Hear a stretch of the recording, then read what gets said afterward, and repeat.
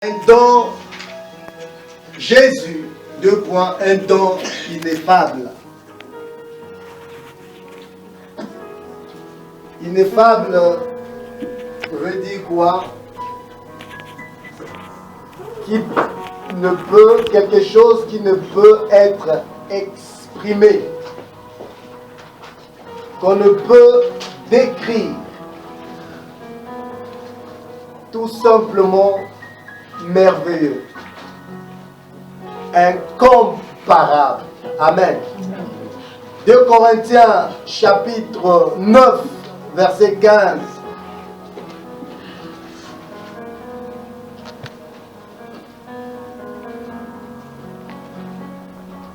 Grâce soit rendue à Dieu pour son don merveilleux, pour son don ineffable. Jean chapitre 3 verset 16 que nous tous nous connaissons. Car Dieu a tant aimé le monde qu'il a donné son Fils unique, afin que quiconque croit en lui ne périsse point, mais qu'il ait la vie éternelle. Amen. Amen. Jésus, un don ineffable, un don magnifique, un don merveilleux de Dieu. Jésus est le don de grâce, un cadeau merveilleux de Dieu pour l'humanité. Dieu a donné deux choses, si je peux dire. Il a donné tout Jésus pour l'humanité entière et il a donné le Saint-Esprit pour conduire l'Église. Dieu n'a pas donné plusieurs choses. Dieu a donné Jésus pour l'humanité et Dieu a donné le Saint-Esprit pour l'Église. Pour les incroyants, le Saint-Esprit est là pour les attirer à Jésus. Et une fois à Jésus, le Saint-Esprit prend la charge de former Christ en eux et de le conduire. Quand nous lisons la Bible d'un bout à l'autre, on voit la grâce illimitée, imméritée, merveilleuse et sans contrepartie de Dieu, dont l'amour inconditionnel et immuable culmine dans le don de son Fils unique pour la rédemption, le salut du genre humain. Dieu a donné ce qu'il avait de meilleur. Dieu a donné ce qu'il avait de précieux.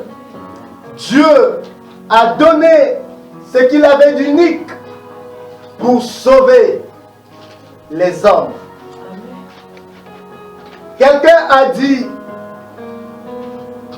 si notre plus grand besoin avait été l'information, Dieu aurait envoyé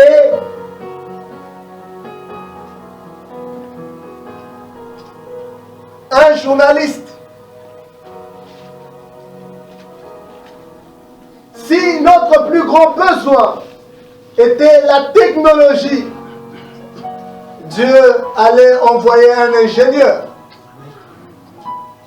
Si notre plus grand besoin avait été l'argent, Dieu aurait envoyé un banquier. Si notre plus grand besoin était le plaisir, Dieu allait envoyer un comédien. Mais notre plus grand besoin était le pardon. a envoyé un sauveur. Est-ce qu'on ne peut pas acclamer le Seigneur?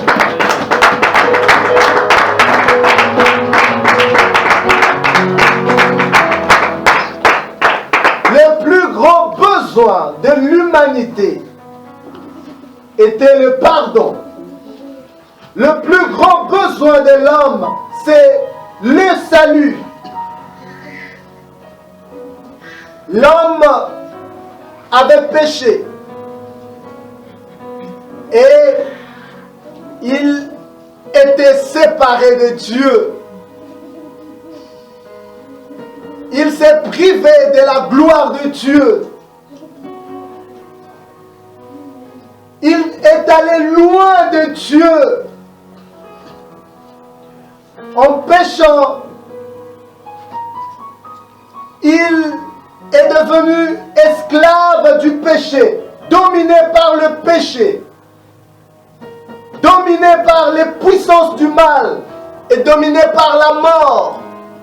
Parce que le salaire du péché, c'est la mort. La mort est la conséquence du péché. Toutes les souffrances, tous les problèmes des hommes ont pour origine le péché.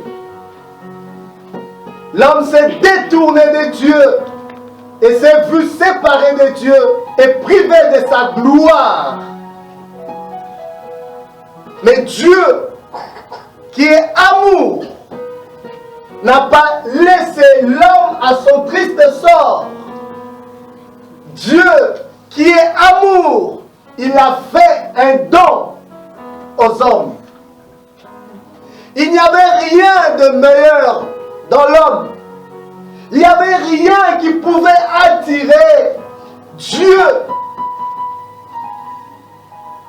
Mais c'est son amour, c'est sa grâce qui a fait en sorte qu'il vienne pour délivrer l'homme, pour sauver l'homme.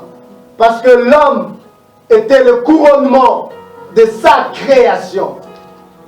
Voilà pourquoi Dieu lui-même, là où il était, il a pris la décision de venir sauver l'homme. Parce que ce qui séparait l'homme de Dieu, c'était le péché. Je disais, toutes les souffrances, tous les problèmes des hommes ont pour origine le péché. Et il fallait donner la solution à l'homme pour que l'homme puisse vaincre le péché. Voilà pourquoi Dieu, dans son amour, il a envoyé Jésus. Jésus est un don de Dieu pour l'humanité. On ne peut pas expliquer ça.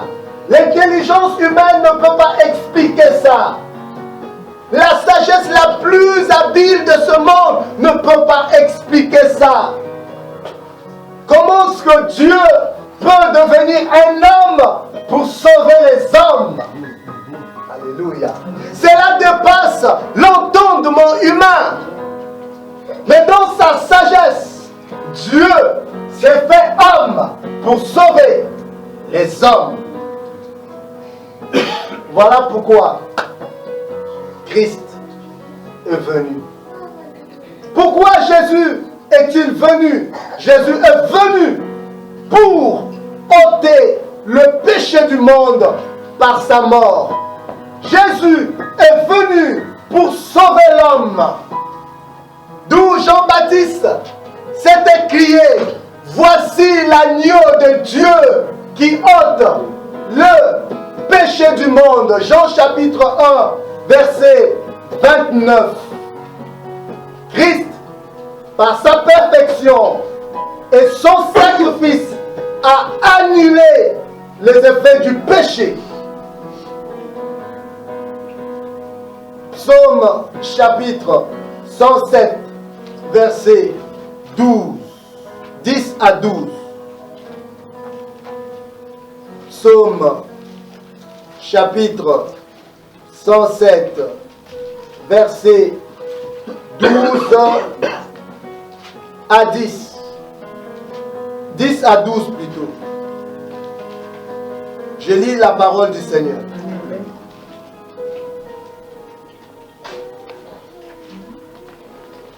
Ceux qui avaient pour demeure les ténèbres et l'ombre de la mort vivaient captifs dans la misère et dans les chaînes, parce qu'ils s'étaient révoltés contre les paroles de Dieu, parce qu'ils avaient méprisé les conseils du Très-Haut. Il humilia leur cœur par la souffrance. Ils succombèrent et personne ne les secourut. Le pécheur est humilié par la souffrance. Le salaire du péché, c'est la mort. Romains chapitre 3, verset 23. Tous ont péché et sont privés de la gloire de Dieu. Romains chapitre 6, verset 23. Il y a la mort là où il n'y a pas la gloire de Dieu. La force de la mort, c'est le péché. Le prince de la mort, c'est le diable. Il fallait donc vaincre cet aiguillon qui était la mort. Mais pour vaincre la mort, il fallait vaincre le péché. Et Jésus est venu pour ôter le péché du monde. Voilà pourquoi il est venu. Pour ôter le péché du monde et sauver l'homme. Jésus est la solution de Dieu pour l'humanité. Jésus est venu faire du bien. Jésus est venu guérir. Jésus est venu délivrer. Jésus est venu pour protéger. Jésus est venu bénir. Jésus est venu réconcilier l'homme avec Dieu. Jésus est venu en son temps pour apporter la paix. Bref, Jésus est venu sauver. D'où son nom, Jésus, qui veut dire Dieu sauveur. Jésus est venu apporter le royaume de Dieu, le gouvernement de Dieu, un royaume où règne la justice, la joie et la paix par le Saint-Esprit. Alléluia. Parce que le péché avait fait son intrusion. Il n'y avait plus de justice. Il n'y avait plus de joie. Il n'y avait plus de paix. La souffrance est rentrée. La maladie est rentrée. La mort est rentrée. Tout cela à cause du péché. Oui, la gloire est partie de Dieu. Mais Jésus est venu pour restaurer. Jésus est venu pour apporter un nouveau régime où la maladie n'aura pas droit de citer, où la mort ne régnera plus. Alléluia. Oui, Jésus est venu avec le royaume et ce royaume est disponible maintenant. On peut y entrer et on peut accéder au privilège de ce royaume dès maintenant. Alléluia. Par la foi, en acceptant Jésus dans son cœur. Pour le moment, le royaume de Dieu se manifeste dans le cœur de ceux qui ont accepté Jésus comme leur Seigneur et leur Sauveur. Alléluia. Là où il n'y a pas Jésus, il n'y a pas la justice. Là où il n'y a pas Jésus, il n'y a pas de joie. Là où il n'y a pas Jésus, il n'y a pas de paix. Tout ce qui peut être joie, paix de ce monde, en fait, ces choses-là sont de courte durée. Ce ces choses-là sont éphémères. Il n'y a pas de vraie paix, il n'y a pas de vraie joie, il n'y a pas de justice là où il n'y a pas le royaume de Dieu, c'est-à-dire là où il n'y a pas Jésus-Christ. Il incombe donc à l'homme de faire un choix. Alléluia. Accepter les règnes de Dieu, c'est-à-dire la vie, ou celui de Satan, la mort, avec son esclavage, sa tyrannie, sa nuisance. Alléluia. Jean 10, verset 10, Jésus-Christ dit ceci: le voleur ne vient que pour voler, égorger et détruire. Mais moi, je suis venu afin que mes brebis aient la vie et qu'elle l'ait en abondance. Alléluia. Amen. Donc le choix incombe à l'homme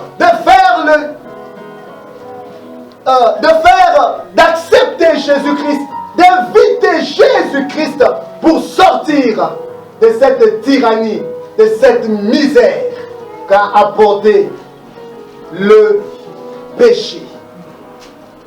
Jésus est venu pour sauver. C'est ce que Ésaïe a voulu nous dire en parcourant les livres d'Ésaïe.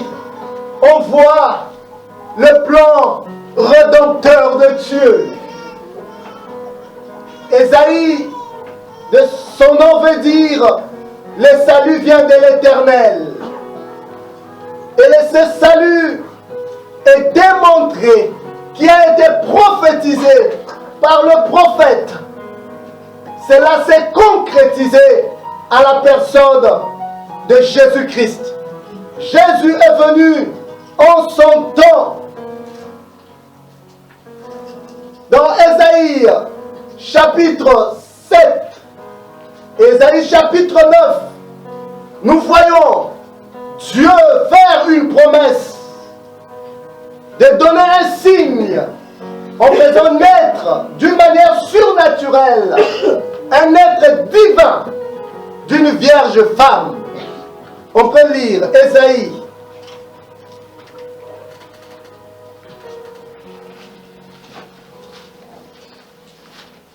Ésaïe chapitre 7.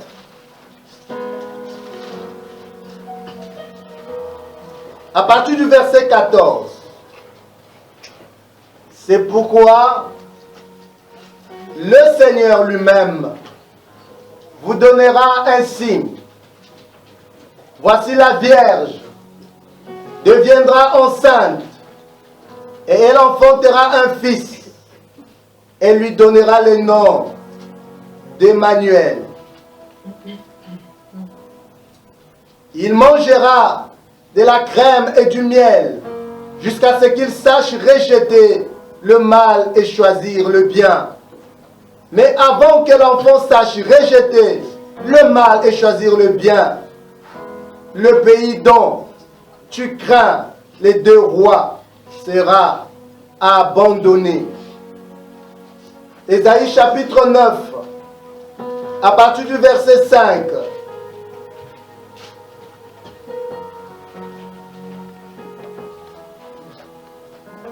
Car un enfant nous est né, un fils nous est donné, et la domination reposera sur son épaule.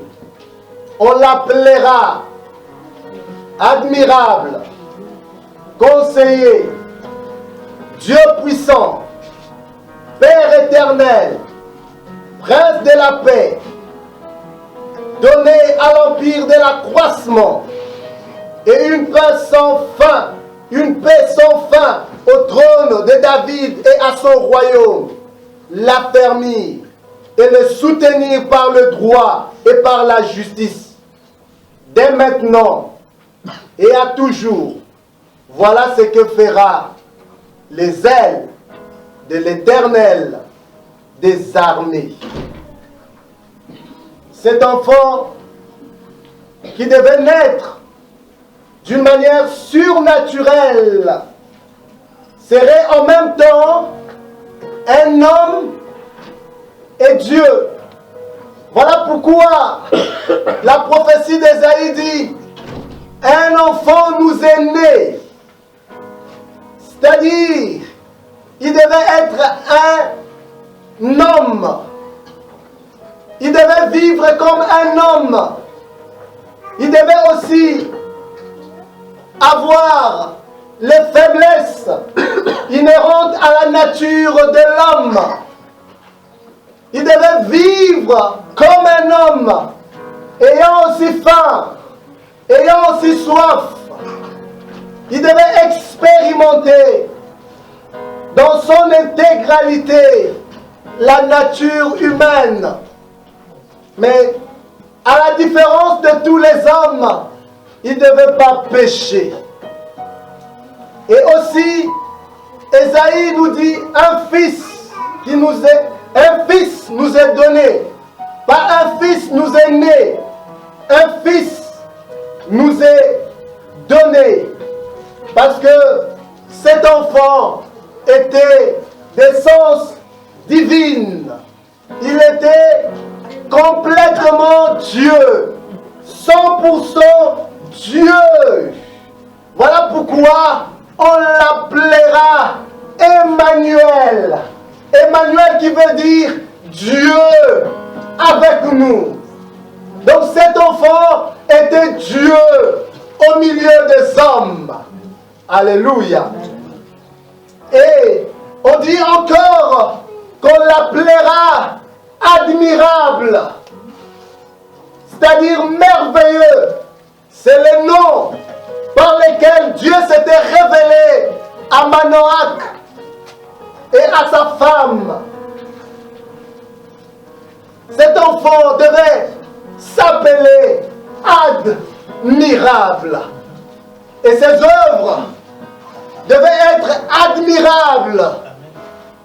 Il devait personnifier la grâce, l'amour, la bonté, la générosité. Il devait personnifier les caractères de Dieu. Il devait révéler que Dieu en réalité. Parce que quand la nature humaine a été pervertie, l'homme vivant dans le péché, la gloire de Dieu partir, l'homme avait maintenant une image faussée de Dieu, croyant que Dieu est un père fouettard. Dieu est un Dieu méchant. Dieu n'aime pas les hommes, n'aime que ceux-là qui font le bien. Et pour ceux-là qui font le mal, ils ont droit au châtiment de Dieu. Et l'homme a oublié que Dieu fait lever son soleil pour les bons et pour les méchants. Donc cet enfant, de par sa nature, de par son comportement, il devait révéler que Dieu, la nature même de Dieu, le caractère de Dieu. Est-ce qu'on peut acclamer le Seigneur?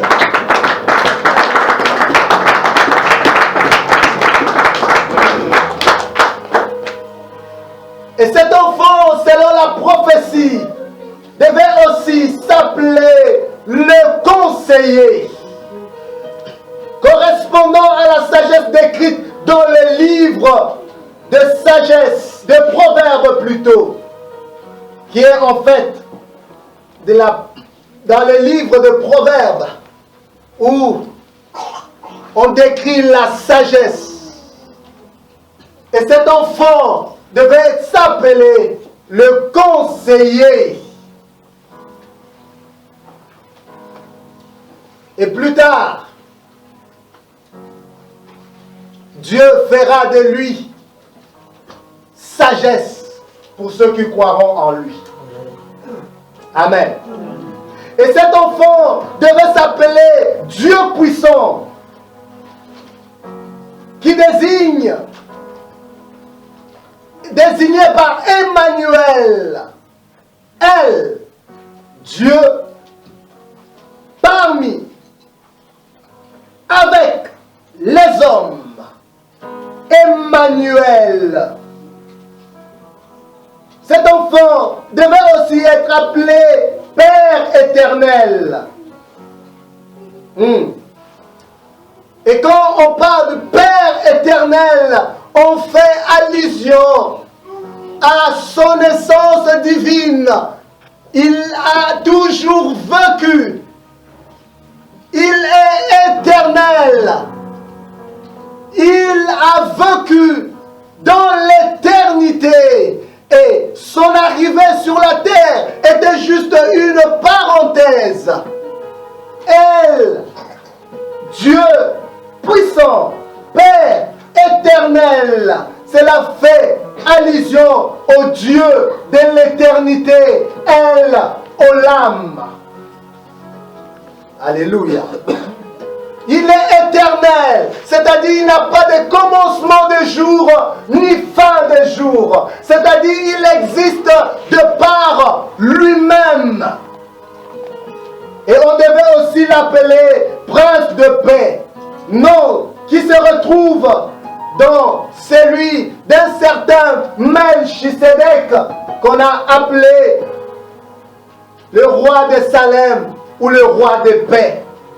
Et aussi dans un certain Salomon qui, en fait, était un roi, le roi d'Israël, et son nom qui voulait dire le pacifique. C'est-à-dire, cet enfant qui devait naître était le prince de paix. Alléluia. Il n'était pas venu pour le trouble, mais il était venu pour annoncer la paix, pour donner la paix. Et on voit encore cet enfant qui devait naître d'une vierge, d'une femme. Et quand on vient au Nouveau Testament, on voit l'ange dire à cette vierge: le Saint-Enfant qui naîtra de toi sera appelé Fils de Dieu. Et cela faisait allusion à ce que Ésaïe avait dit. Fils de Dieu, un enfant nous est né. Et l'ange, quand il arrive auprès de Marie, il dit: l'enfant qui naîtra, tu l'appelleras, il sera fils de Dieu, fils du Très-Haut. Donc on voit, il y a une similitude entre ce que les prophètes avaient prophétisé et ce qui s'est réalisé. Donc, sa venue sur la terre avait été prédit en avance. Et on voit encore les anges venir auprès de bergers pour leur dire: aujourd'hui, dans la ville de David, vous est né un sauveur. La bonne nouvelle des anges. Il dit, Ésaïe a dit, il sera le Dieu puissant, le prince de la paix. Les anges viennent annoncer aux bergers: il vous est né un puissant sauveur dans la ville de David. Mais quand on lit Michée chapitre 5, versets 1 à 2, on voit déjà le prophète faire référence de l'endroit où devait naître cet enfant. Est-ce que nous pouvons lire Michée? Michée chapitre 5.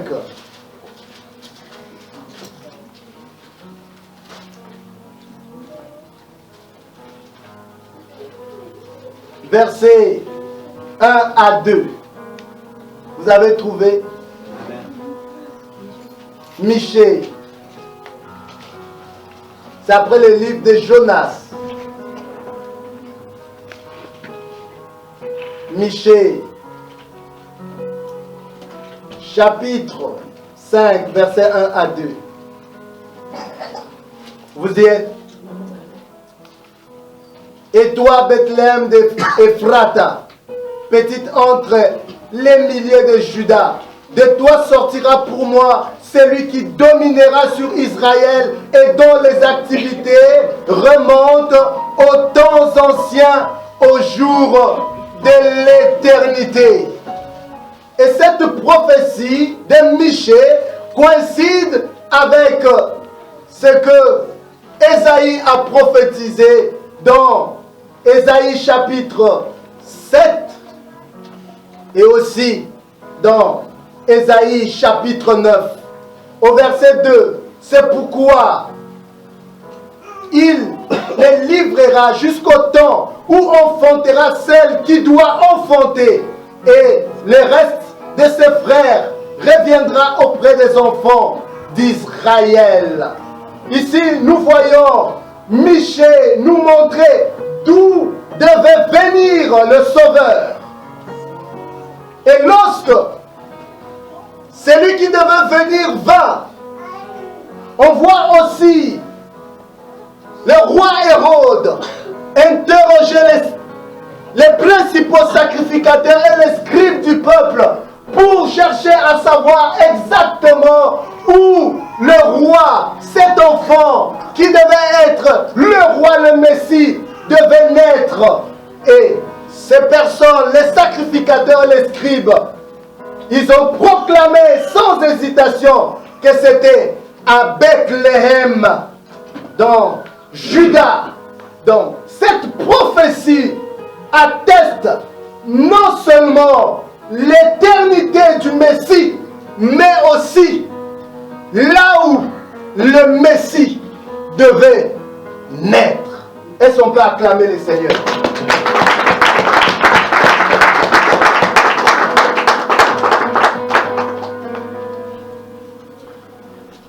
Donc, Jésus, l'enfant qui est né à Bethléem, en Juda, c'était un enfant d'essence divine. Alléluia. Ce petit enfant dans la crèche, où aujourd'hui beaucoup célèbrent son avènement, était en réalité Dieu. Alléluia. C'était Dieu qui s'est fait homme, qui est venu pour prendre la place des hommes. Alléluia. Cet enfant qu'on célèbre aujourd'hui, la naissance, c'était le Dieu d'éternité. C'était lui, en fait, le créateur de toutes choses. Alléluia. C'était lui qui était à l'origine de toutes choses. Dieu a tout créé par lui. Alléluia. Voilà pourquoi Paul nous dira que tout subsiste en lui et par lui. Colossiens chapitre 1.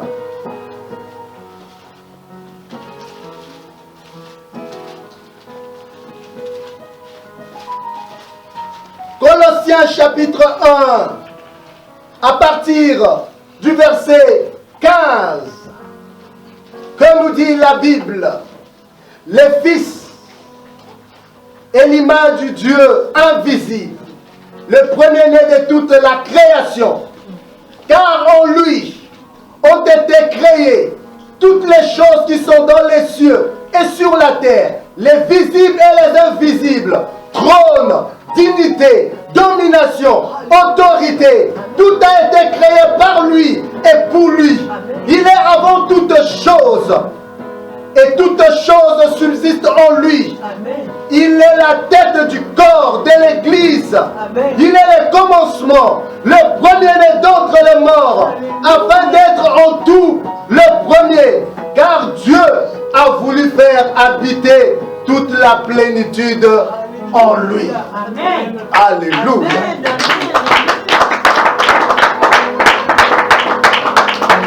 Il est la parole de Dieu. Il est le principe créateur. C'est lui le Dieu créateur. Et Jean a écrit de lui: au commencement était était la parole. La parole était avec Dieu. La parole était Dieu. Toutes choses ont été faites par elle. Et rien de ce qui n'a été fait a été fait sans elle. En elle était la vie. Et la vie était la lumière des hommes. La lumière, lui, dans les ténèbres. Et les ténèbres de l'ont point reçu. C'est lui, la parole de Dieu, qui a été au commencement de toutes choses. Alléluia. Et on dira encore de lui, le peuple qui était dans les ténèbres, dans la région de l'ombre, de la mort, ont vu une grande lumière. La lumière a fait son irruption sur la scène. Alléluia. Parce que les hommes étaient dans les ténèbres. Les ténèbres de la maladie, les ténèbres de la mort, les ténèbres de l'ignorance, les ténèbres de l'opprobre, sous l'emprise du péché, ennemis de Dieu, livrés au péché. Oui, les gens étaient loin de Dieu, corrompus, pervertis. Et la lumière a fait son entrée. La lumière a fait son irruption sur la scène, sur la terre. Voilà pourquoi il a dit, je suis la lumière du monde. Quiconque me suit ne marchera pas dans les ténèbres. Oui, parce qu'il est la lumière. Tout quiconque suit Jésus ne marchera pas dans les ténèbres par rapport à sa vie, à tout ce qui concerne sa vie. Donc, cet enfant qu'on voit dans la crèche, c'est lui le don de Dieu. Le don ineffable. Quelque chose qu'on ne peut pas exprimer, qu'on ne peut pas vraiment saisir la portée. Si le Saint-Esprit ne t'ouvre pas les yeux, comment est-ce qu'un Dieu si grand, l'humanité entière ne peut pas le contenir, peut prendre la forme d'un enfant, un Dieu si grand, devenu si petit, et rentrer au sein d'une femme, naître d'une femme. Inexplicable. Mais c'est le don de Dieu, la solution de Dieu pour l'humanité. Il est la vie même. Alléluia. Et Jean continuera à dire, la lumière, lui, dans les ténèbres, mais les ténèbres ne l'ont point reçu. Alléluia.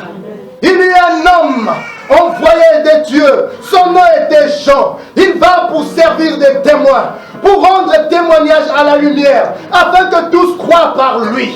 Il n'était pas la lumière, mais il parut pour rendre témoignage à la lumière. Cette lumière était la véritable lumière qui, en venant au monde, éclaire tout homme.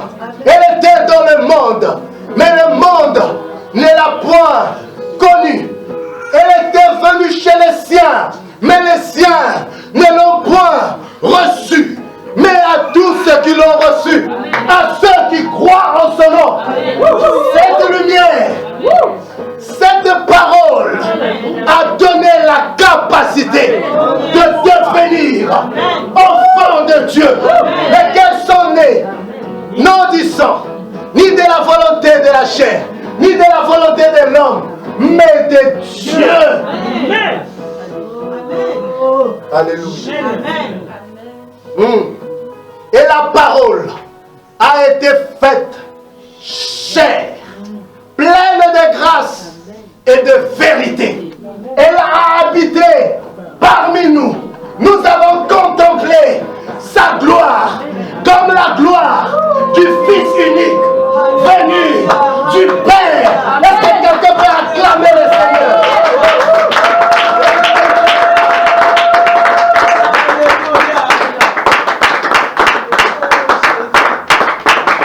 Alléluia. Jean continue à dire, personne n'a jamais vu Dieu, le Fils unique, qui est dans le sein du Père, et c'est lui qui l'a fait connaître. Amen. Alléluia. Oui. Et nous avons tous reçu de lui, de sa plénitude, grâce sur grâce. La grâce et la vérité sont venues par lui. Alléluia. Et l'auteur des épîtres aux Hébreux nous dira que le Fils est le reflet de sa gloire, l'empreinte de sa personne, et il soutient toutes choses par sa parole puissante. Il a fait la purification des péchés et s'est assis à la droite de la majesté divine dans les lieux très hauts. Il est devenu autant supérieur aux anges qu'il a hérité des noms plus excellents que le leur. Alléluia.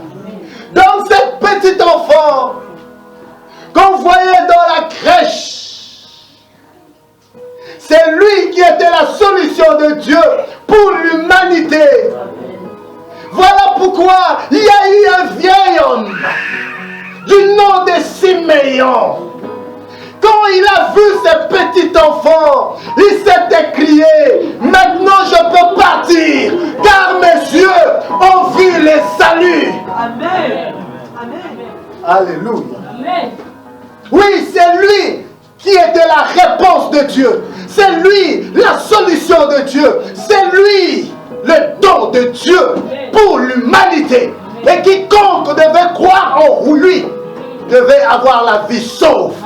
Il y a de salut qu'en son nom. Il n'y a pas de salut en dehors de lui. C'est lui le Dieu sauveur. Voilà pourquoi Jésus est venu. Il est venu pour sauver l'humanité. Le don ineffable de Dieu. Mais il devait grandir en stature, en sagesse et en grâce. Alléluia. Il était soumis à ses parents biologiques. Il était obéissant. Il a marché dans une obéissance la plus totale, la plus complète de la parole de Dieu, sans tergiverser. Il a marché dans l'obéissance, dans la soumission. Il est né sous la loi. Il est né d'une femme et il a obéi à la loi. Il a rempli les exigences de Dieu concernant la loi. Mais il n'a jamais bronché. Il n'a jamais péché. Alléluia. Jusqu'à l'âge de 30 ans, où il devait commencer son ministère, il est parti voir son cousin dans la chair, Jean-Baptiste, qui était son précurseur, qui baptisait les gens. Le baptême de Jean était le baptême de la repentance. Pourquoi? Pour préparer le cœur du peuple à recevoir celui qui devait venir ôter le péché du monde. Amen. Et quand il est allé auprès de Jean-Baptiste, Jean-Baptiste qui a dit: voici l'agneau de Dieu qui ôte le péché du monde. Jean-Baptiste n'a pas voulu au premier abord lui donner le baptême. Il dit: laisse faire. Jésus avait-il le péché? Non, il fallait que la justice de Dieu soit mise en exergue. Il devait mettre en exergue la justice de Dieu qui était en lui. Comme il s'est substitué à l'homme, il devait prendre la place de l'homme. Jésus s'est humilié, il s'est fait petit, il a accepté que Jean-Baptiste puisse lui donner le baptême. Et quand il sortit de l'eau du baptême, oh, la colombe est descendue sur lui. Une voix est sortie du ciel, disant: voici mon fils bien-aimé, en qui j'ai mis toute mon affection. Écoutez-le. Amen. Alléluia. Amen. Il devait commencer le ministère. Il partit au désert, poussé par le Saint-Esprit, où il devait être tenté pendant 40 jours et 40 nuits. Oui, il a été tenté par le diable. Il voulait lui faire détourner de sa mission. Mais Jésus a vaincu le diable par la parole de Dieu. Jésus a gagné le diable par la parole de Dieu. Une fois sorti du désert, il rentre dans la synagogue. On lui remit les livres du prophète Esaïe. Oh! Il prend les livres, il ouvre les livres. Il dit l'Esprit du Seigneur est sur moi, car il m'a oint. Alléluia. Pour proclamer une bonne nouvelle aux pauvres. Pour annoncer une bonne nouvelle aux pauvres. Pour proclamer aux captifs la délivrance, aux opprimés. Et il déclare une année de grâce, de la jubilation. Oui, il dit aujourd'hui, cette prophétie de l'Écriture s'est accomplie. Alors il allait de lieu en lieu, faisant du bien, guérissant les malades, délivrant tous ceux qui étaient sous l'empire du malin, car Dieu était avec lui. Il est venu, il a manifesté l'amour, il a manifesté la compassion. Il était ému de compassion. Quand il regardait le monde, il était ému de compassion. Il leur enseignait la parole de Dieu, comme par les enseignants de son époque. Il enseignait la parole de Dieu avec autorité. Oui, les gens étaient en admiration quand il les regardait. N'est-ce pas lui l'admirable? Il avait des paroles pleines de grâce. Oui, après, il leur dit, je suis le pain de vie. Celui qui ne mange pas ma chair et ne boit pas mon sang ne pourra pas avoir la vie. C'est moi qui suis la vie éternelle. Je suis le chemin, la vérité et la vie. Il leur dit, avant qu'Abraham fût, je suis. Vous leur dites que j'ai toujours été. Alléluia. C'est lui est le Lamb, le Dieu de l'éternité. Et là, ils ont pris ça comme un blasphème. Ils ont pris des pierres pour jeter sur lui. Parce que pour eux, il s'est proclamé Dieu. Et en réalité, il ne disait que ce qu'il était. Il était Dieu. Amen. Avant qu'Abraham fût, je suis. Est-ce qu'on ne peut pas acclamer Jésus?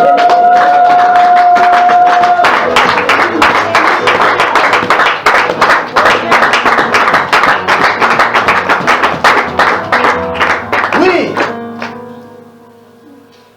Lui, qui n'a pas regardé son égalité avec Dieu comme une proie arrachée.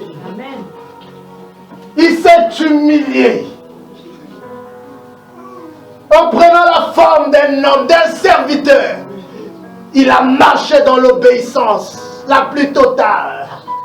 Et même jusqu'à l'obéissance de la croix.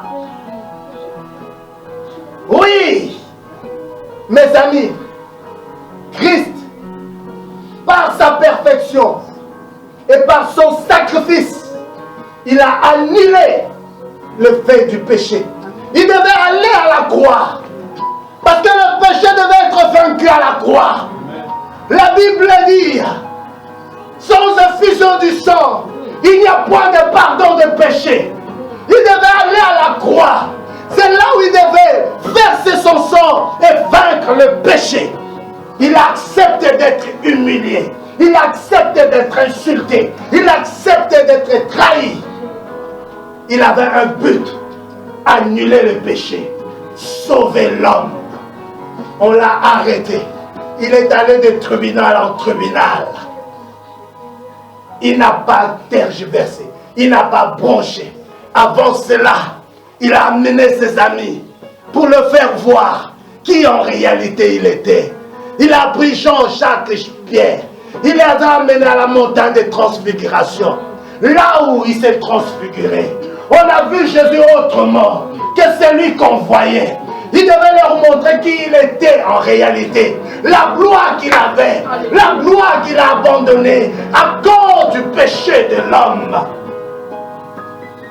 Mais il n'était pas seul. Il était avec Moïse, avec Élie. Moïse qui personnifie, qui signifie la loi, et Élie qui signifie les prophètes. Or, toutes les prophéties ont parlé de lui. Toute la Bible parle de lui. Même la loi avait pour mission de conduire l'homme à lui. Il dit, n'écoutez pas Moïse. N'écoutez pas Élie. Le Père dit, écoutez-lui. C'est lui mon fils, en qui j'ai mis toute mon affection. Il partit. Quand l'heure devait venir, il a amené ce même disciple au jardin de Gethsémane. Là, le temps était proche. Jésus devait prier. Il devait prier, fortifier son âme, renoncer à son moi. Parce que l'heure où, en réalité, il devait accomplir sa mission, ce qu'il était venu faire devait arriver. Mais il allait porter le péché de l'humanité. Il allait devenir péché, pas pécheur, mais péché. Là, au jardin de Gethsémane, Jésus demande à ses amis de prier avec lui. Ils n'ont pas pu prier. Ils n'ont pas tenu même 1 heure. Mais lui-même, il dit, pour l'amour de l'homme, je veux prier. Pour l'amour de l'homme, je veux me sacrifier. Là, Jésus pria, tout seul, abandonné. Personne ne pouvait le soutenir. C'était sa mission à lui. C'était son travail à lui. C'est pourquoi il est venu. C'est pourquoi il a abandonné la gloire. Pour venir sauver l'homme. Pour venir sauver l'humanité. Jésus pria. Mon Père, est-ce que tu ne peux pas éloigner cette coupe de moi? La coupe signifiait la mort. Est-ce que Jésus redoutait-il la mort? Est-ce que Jésus redoutait-il la croix? Mais il était venu pour ça, n'est-ce pas? Jésus ne redoutait pas la mort. Jésus ne redoutait pas la croix. Mais Jésus était en train d'imaginer le moment où il devait se séparer de son Père. Parce que Dieu est pur. Parce que Dieu est saint. C'est le péché qui met une séparation entre l'homme et Dieu. Jésus devait devenir péché. Il devait porter le péché de l'humanité. Oui, Jésus dit, Père, n'est-il pas possible d'éloigner cette coupe de moi de toute l'éternité? Ils ont vécu ensemble. Ils ont été ensemble. Mais l'heure est devenue qu'il se sépare de son Père. Et le moi s'est levé. Mais Jésus a dû renoncer à son moi. Il dit non pas ma volonté, mais que ta volonté se fasse. Oui, si Jésus n'avait pas renoncé à cela, toi et moi, nous ne serions pas sauvés. Amen. Et il est allé à la croix. Il est devenu péché. L'opprobre a brisé son cœur. Il a méprisé l'ignominie. On l'a pendu sur un bois, tout nu. La Bible déclare, maudit quiconque sera pendu au bois. Jésus est devenu malédiction. Il a pris toute la malédiction de l'humanité. Il a réglé le problème du péché. Il a réglé le problème de la transgression de la loi. Il a réglé le problème de Satan qui s'appuyait sur la mort. Or, la force de la mort, c'est le péché. Jésus a vaincu le péché. Il est mort à la croix. Il est mort de notre mort. Il a versé son sang. Il a expié le péché. Oui, Jésus, il est mort. Et il est ressuscité. Dieu l'a témoigné. Il est sorti du tombeau. Libre et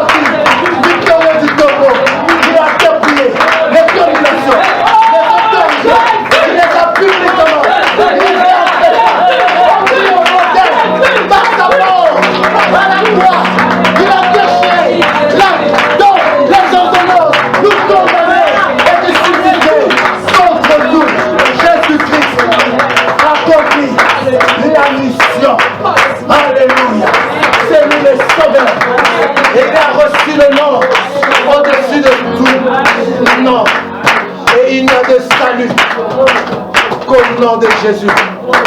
Un seul nom qui a été donné parmi les hommes pour qu'ils soient sauvés.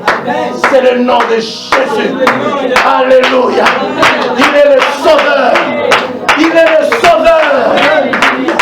Le seul médiateur entre Dieu et les hommes. Et tout celui qui croira en son nom, tout celui qui l'acceptera comme son Seigneur et son Sauveur, verra ses pardons, verra ses péchés pardonnés et aura la capacité de devenir enfant de Dieu. Jésus-Christ, notre Seigneur, il est vivant. Alléluia. Ce n'est pas un petit Jésus que nous célébrons. C'est un grand Jésus. C'est un grand Jésus. C'est un grand Jésus. Tout puissant Jésus. Ce n'est pas un Jésus de la crèche. C'est maintenant Jésus dans la gloire. Il est assis dans la gloire. Revêtu de gloire, de puissance, d'autorité, de gouvernement, d'empire. Il est incomparable. Jésus, il est Seigneur. Seigneur, le seul qui a été trouvé digne d'ouvrir le livre et d'en rompre le sceau. Le commencement et la fin, le premier et le dernier. Celui qui ouvre et personne ne peut fermer. Et celui qui ferme et personne ne peut ouvrir. Le véritable et le fidèle. Jésus, le Christ, le Seigneur. On acclame Jésus.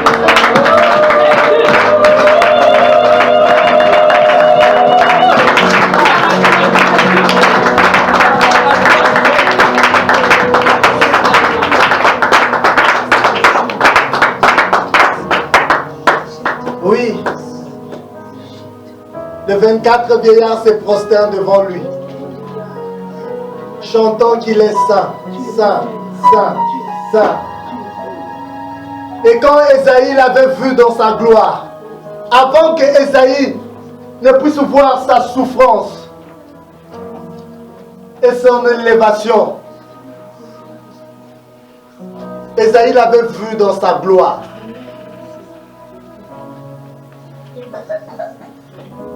Quand il a vu dans sa gloire, il a dit malheur à moi. Je suis un homme aux lèvres impures. Mes yeux ont vu le roi.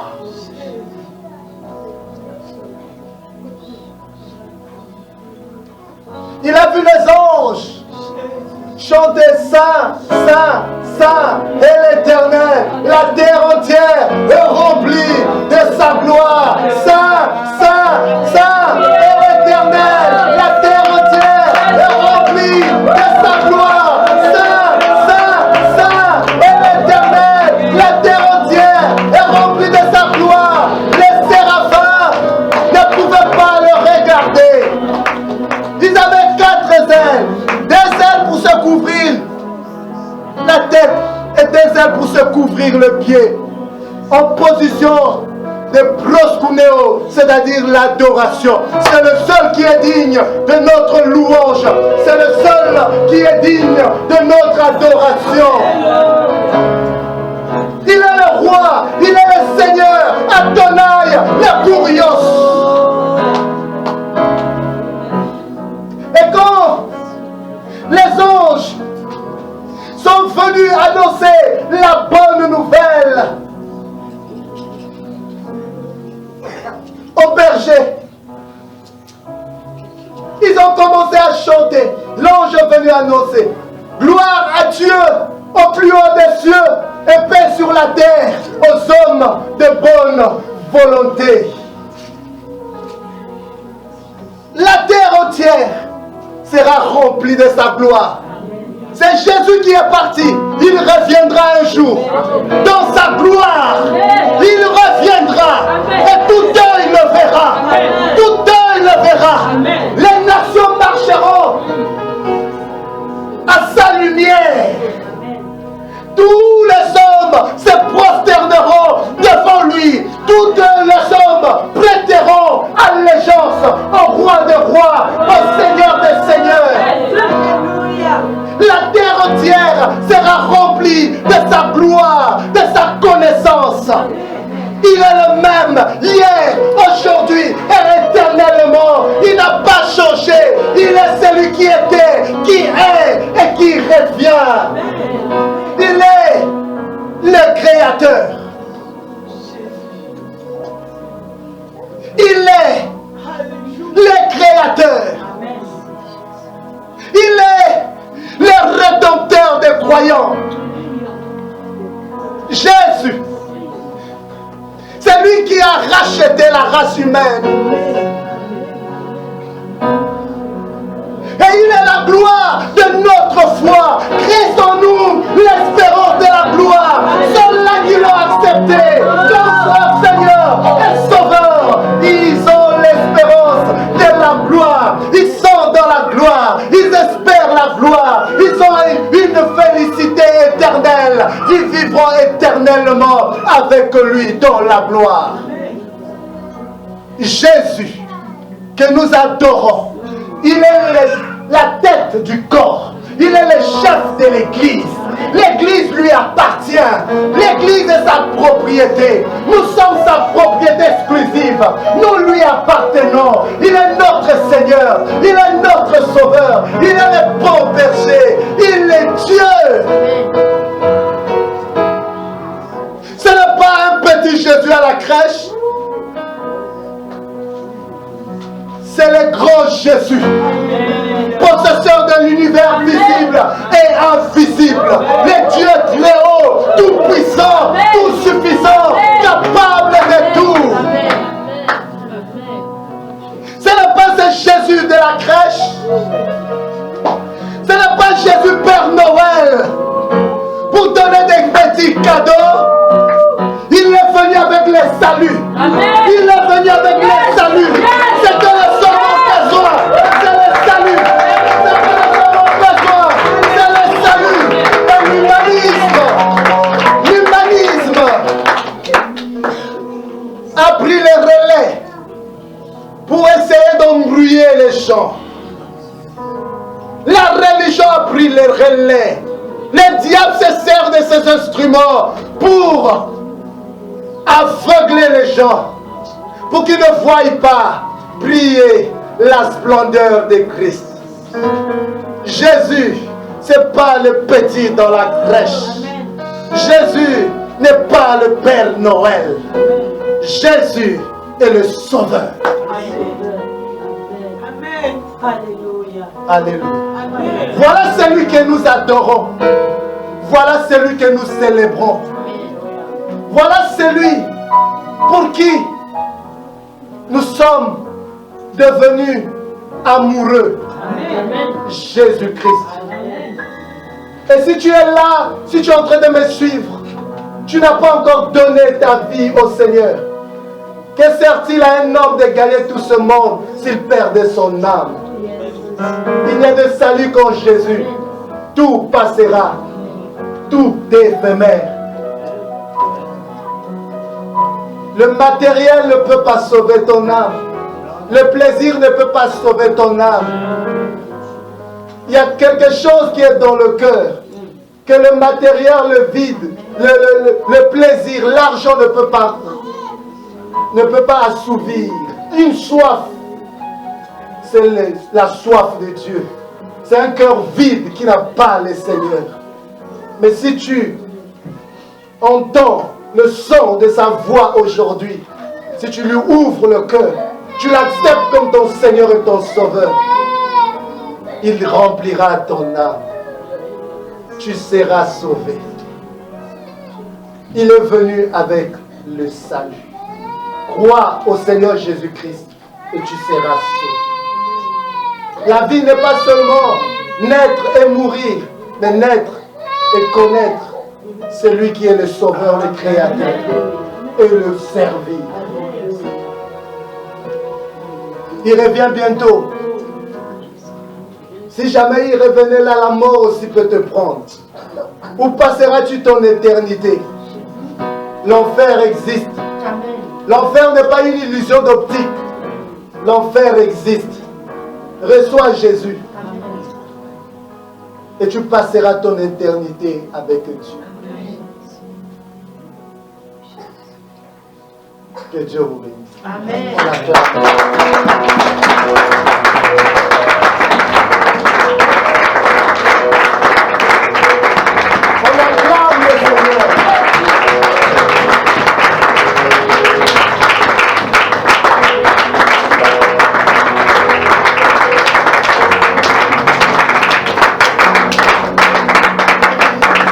Est-ce que nous pouvons nous mettre debout?